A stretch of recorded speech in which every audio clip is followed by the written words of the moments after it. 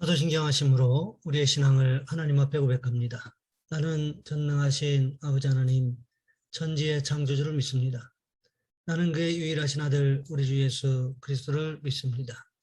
그는 성령으로 잉태되어 동정녀 마리아에게서 나시고 본디오 빌라도에게 고난을 받아 십자가에 못 박혀 죽으시고 장사된 지 사흘 만에 죽은 자 가운데서 다시 살아나셨으며 하늘에 오르시어 전능하신 아버지 하나님 우편에 앉아 계시다가 거기로부터 살아있는 자와 죽은 자를 심판하러 오십니다.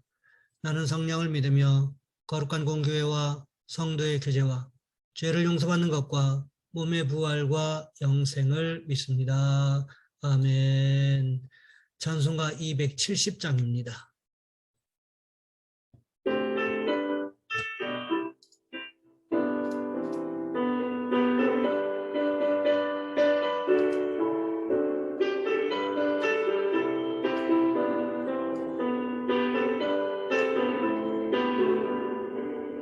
변찮는 주님의 사랑과 거룩한 보혈의 공로를 우리 다 찬양을 합시다.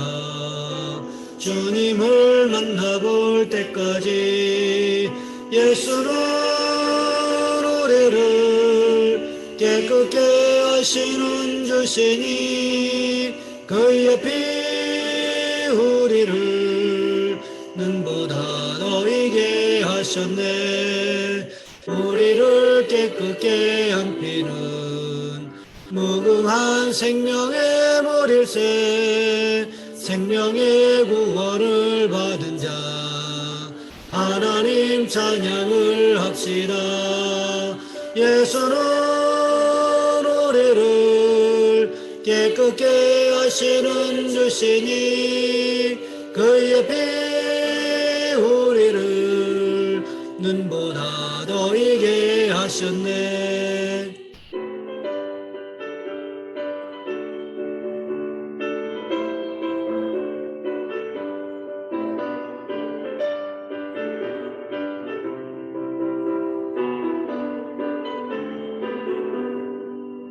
주님의 거룩한 보혈을 날마다 입으로 간증해 담대히 싸우며 나가세.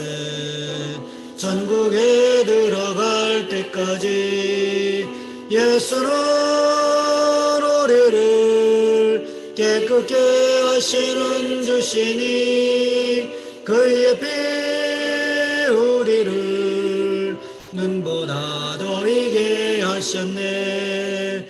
십자가 단단히 붙잡고 날마다 이기며 나가세. 머리에 멸류관 쓰고서 주 앞에 찬양할 때까지 예수는 우리를 깨끗게 하시는 주시니 그의 피 우리를 눈보다 더이게 하셨네.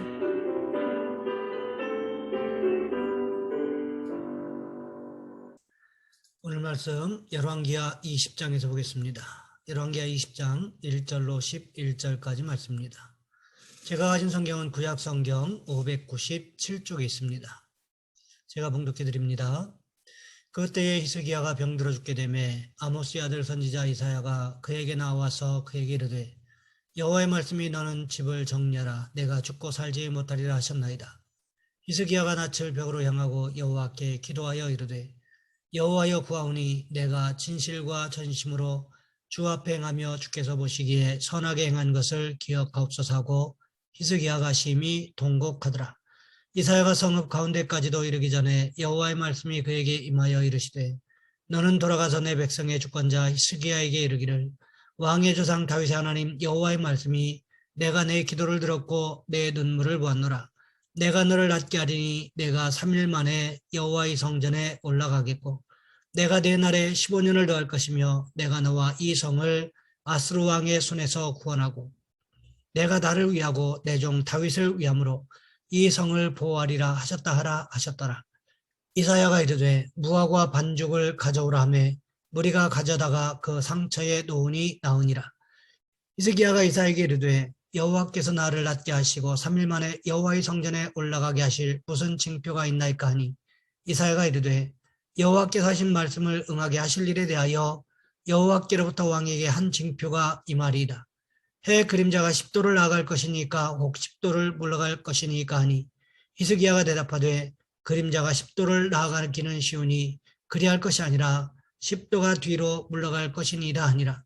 선지자 이사야가 여호와께 간구하며 아하스의 해식에 의해 나아갔던 해 그림자를 10도 뒤로 물러가게 하셨더라. 아멘.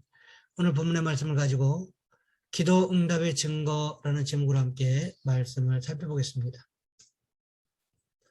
찬송가 죄짐 맡은 우리 구주라는 찬송가를 지은 조셉 스크리븐 성도님이 계십니다. 이분은 고난 가운데서 이 찬송을 지었습니다. 결혼 하루 전에 약혼자가 물에 빠져 죽었어요. 2년 후에 캐나다로 이주해서 새로운 삶을 시작하는데 거기서 가정교사를 하던 집에 조카딸을 만나서 사랑하게 되었고 결혼을 약속했습니다. 그런데 결혼을 앞두고 폐렴으로 약혼자가 또 죽습니다. 그때 편지가 날라왔어요. 홀로 계신 어머니가 지금 의독하시다고 하는 것입니다. 그때 하나님 앞에 무릎 꿇고 눈물로 기도합니다. 하나님, 저는 사랑하는 약혼녀를 잃었습니다. 지금 저는 고독합니다. 그러나 저보다 더 외로우실 제 어머니의 친구가 되어주시고 어머니의 병을 고쳐주세요. 이제부터 저도 외로운 사람들의 친구가 되어 살겠습니다. 주님만을 위해 평생 살겠습니다. 간절히 주님, 우리 어머니를 불쌍히 여겨주시고 살려주시라고 어머님의 친구가 되어주시라고 기도하는데 마음의 평안함이 다가옵니다. 마음에 주님의 은혜가 임했습니다. 주님 은혜에 감사해서 그 자리에서 어머니에게 편지를 보내고 시를 한 편 써서 보냈는데요. 그것이 찬송가가 되었습니다. 그 찬송이 우리 찬송가에 있는데 가사가 이렇게 되어 있습니다. 죄짐 맡은 우리 구주 어찌 좋은 친구인지 걱정 근심 무거운 짐 우리 주께 맡기세. 주께 고함 없는 거로 복을 받지 못하네. 사람들이 어찌하여 앓을 줄을 모를까. 주님께 부르짖어 간절히 구하면 주님께서 그 기도를 들으시고 응답하신다는 거지요. 조셉 스크리브는 주님 앞에 드렸던 약속대로 평생 외로운 사람들의 친구가 되어 주의 사랑을 증거하면서 그 지역의 성자라 불림을 받고 많은 사랑의 업적을 남겨 천국에 갔습니다. 그렇습니다. 우리의 삶이 우리 이웃을 향한 사랑과 섬기는 삶이 되어야 한다는 거지요. 받은 바 은혜를 베풀고 나누며 살아갈 때 하나님께서는 우리의 삶의 현장에 은혜의 은혜를 더하여 주시는 것입니다. 우리가 갖고 있는 유일한 힘이 기도라는 거지요. 우리가 도저히 감당할 수 없을 때, 너무나 큰 문제와 어려움을 당했을 때, 절망의 깊은 밤에 기도하고 또 기도해야 됩니다. 부르짖고 또 부르짖고 또 부르짖어야 합니다. 응답이 다가올 때까지 부르짖어야 돼요. 그러면 주님께서 주님의 때에 놀라운 기적을 베풀어 주신다는 것입니다. 그렇습니다. 하나님은 성도들의 기도에 응답하는 분이심을 기억하고 기도에 힘쓰는 우리 모두가 되어야 한다는 거지요. 오늘 본문에도 보시면 히스기야가 자신의 병을 위하여 하나님 앞에 간절하게 기도하는 장면을 기록하고 있습니다. 지금까지 히스기야는 무엇을 위해서 기도해 왔습니까? 나라와 민족을 위해서 기도해 왔습니다. 왜 나라와 민족을 위해서 기도했습니까? 아수르의 대군이 남왕국 유다를 쳐들어왔기 때문이라는 거지요. 그런데 문제는 어디에 있었습니까? 아수르의 사내립에 대항할 만한 힘이 남왕국 유다에는 없었다는 거지요. 오죽하면 랍사게가 말을 탈 만한 사람이 있으면 말 2,000피를 줄 테니까 한번 싸워보자고 조롱했겠습니까? 이러한 문제조차도 여전히 히스기야와 이사야 선지자가 기도로 잘 해결되었고 심지어 아수르 군사 18만 5천 명이 하룻밤 사이에 몰살당했습니다. 뿐만 아니라 아수르 왕 사네립은 어떻게 되었습니까? 니스록 신전에서 경배할 때 아드람멜렉과 사레셀의 손에 의해 죽임을 당했다는 것입니다. 이러한 외세의 침입에 대한 문제가 기도로 해결받았다는 것입니다. 그 이후에 남왕국 유다에 무슨 일이 있었는지에 대해서 오늘 본문은 기록하고 있습니다. 오늘 본문 1절 말씀해 보시면 이렇게 기록하고 있습니다. 그때에 히스기야가 병들어 죽게 되매 아모스의 아들 선지자 이사야가 그에게 나와서 그에게 이르되 여호와의 말씀이 너는 집을 정리하라. 내가 죽고 살지 못하리라 하셨나이다. 하나님 앞에 믿음으로 살았던, 하나님 말씀에 철저하게 순종할 줄 알았던 히스기야 왕에게 전혀 생각지도 못했던 시험이 찾아왔습니다.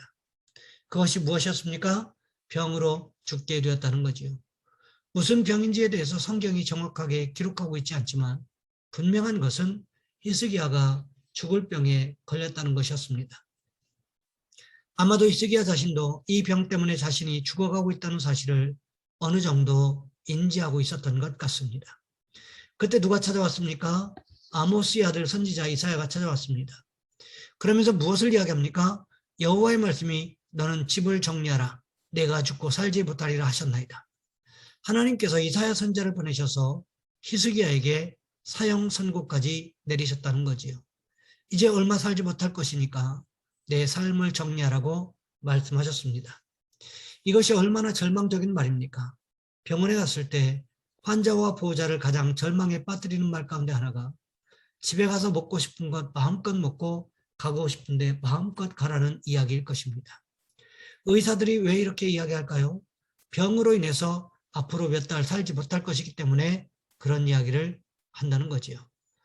저도 저희 엄마가 폐암 4기 진단을 내리면서 의사가 이런 이야기를 했을 때 하늘이 무너지는 느낌이었습니다.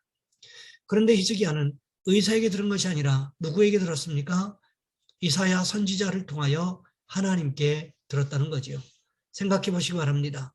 그래도 의사는 오진의 가능성이라도 있습니다. 하지만 하나님은요? 하나님은 오진의 가능성이 제로입니다. 0입니다.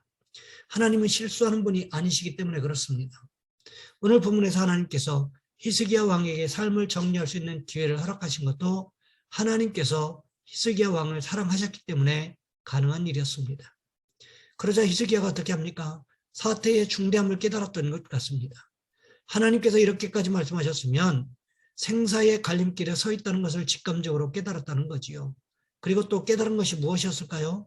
이 문제의 해결책은 하나님께만 있다는 것을 깨닫게 되었다는 것입니다. 우리가 문제를 만났을 때 내 스스로 문제를 해결할 수 없다면 문제를 보면서 무엇을 깨달아야 할까요?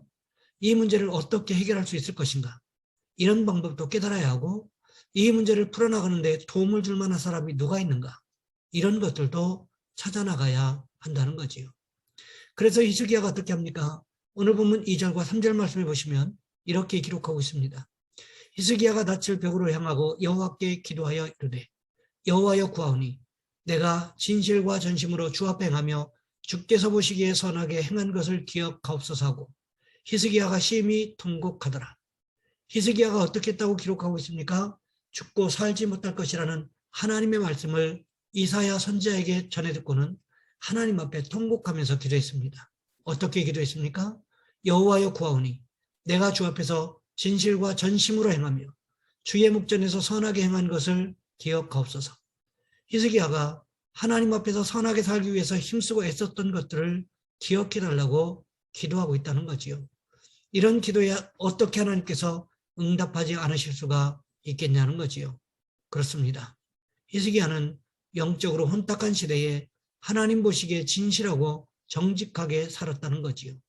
그것을 가지고 히스기야는 진실하게 하나님 앞에 기도하고 있다는 것입니다. 그렇습니다. 기도응답의 증거를 가지기 위해서 가장 먼저 해야 할 것이 바로 기도라는 거지요. 기도해야 응답받는다는 거지요. 그러니 우리도 어떻게 할까요? 히스기야처럼 마음의 소원을 가지고 하나님 앞에 기도하는 저와 여러분 우리 모두가 되시기를 주님의 이름으로 부탁을 드립니다. 이 시간 우리 한 목소리 함께 기도하겠습니다. 하나님, 우리도 히스기야처럼 마음의 소원을 가지고 하나님 앞에 간절히 기도하게 도와주옵소서. 또한 기도하실 것은 환우들을 위하여, 기저질환자들과 환자들을 위하여 영적으로 육적으로 강건함을 달라고 이 시간 우리 주여 한번 간절히 부르신 후에 한 목소리 함께 기도합니다. 주여, 사랑의 하나님, 우리를 도와주시기를 원합니다.